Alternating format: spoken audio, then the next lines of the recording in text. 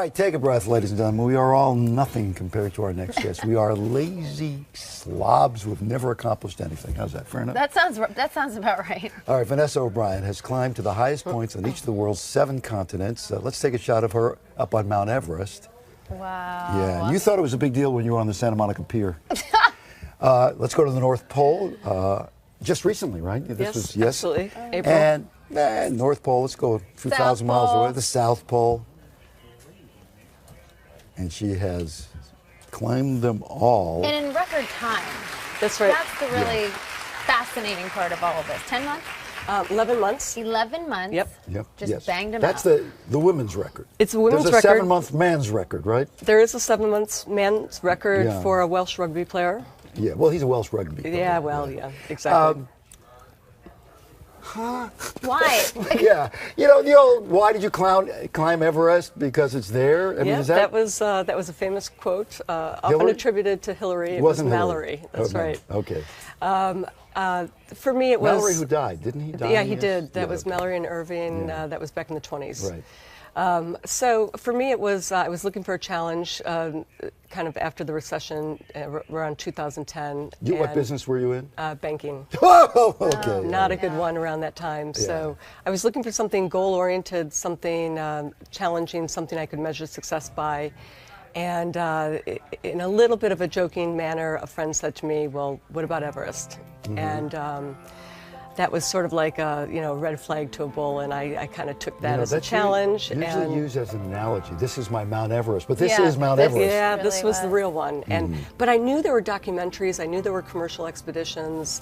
And when I went home after that, I sort of did some research and looked at it, and I thought, I have all of those business skills about leadership and strategy and risk management and building teams and all of that. What I don't have is the proverbial Control-Alt-Delete.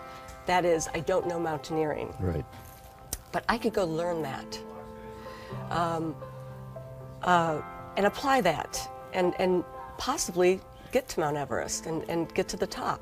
So I did exactly that. I just went and I learned mountaineering, and next thing I knew. So a lot of other people say, "Well, it's always been in my blood. It's always not you." No, I wish I could say that, because that would be a natural You're story. not related to Sherpas anywhere. No Sherpa blood. Were you an like athlete in any way before that? I was sporty as a kid. With I played softball and stuff like that. But it really wasn't that. It was more, what attracted me was the goal. Something so outrageous, something that would take me maybe a year and a half, 2 years to train for, and a year to You kind were of looking for conquer. something hardcore. Something really, A lot really. of people take up yoga or knitting. Yeah. Well, the thing is, something that Bird watching. Well, that was serious, that I would really have to train for. Yeah. And that I could succeed or fail. Found it. So you have one of my favorite verbs, summited. You've summited. Past tense. All of these. What's left? What's next for you? Well, I've had a lot of feedback from a lot of different people, and they've been really keen to learn more than just some of the interviews. So what I've done just yesterday was I put together a video compilation, which takes in 7 minutes. It takes them through all 7 summits and the North and South Pole. That's up on YouTube. Okay. So they can go see that. That's wonderful. Are you a danger junkie? No, actually not. Risk junkie? No, I'd say Seems like not. you're really But I am goal-oriented. goal-oriented, yeah. And I do like to motivate and inspire people to go outside their comfort zone, but to take calculated risks. That is, do the hard work, be disciplined about it. Don't be foolish, but if you do the hard work, you get to the there. North Pole and you set the record, and then you're looking at all these Norwegian news reports about Boston. Yep. When did you understand what happened? Because it was at pretty much the same time. So yeah, I mean, it was for me. It was the day after we had hit the North Pole. I came back. There's a little island, Spitsbergen. You remember that name? I could see the pictures. I could only see Boston Marathon. They were horrendous pictures. Something had gone wrong. I didn't know what.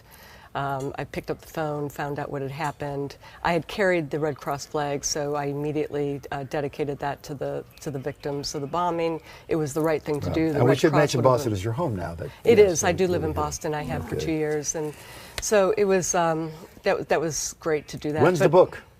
Well, the book, I've just been writing a couple of things. People have been keen to learn more, and I've definitely have some great stories to tell. I'm so. sure. I want you to be careful. Kim, there are 2 steps when you leave. All right, Thank do you not so trip much. over those steps. I'm Okay. sure she's so got much. it covered. Vanessa O'Brien, thank you so much, Congratulations to you. Vanessa. Thank you.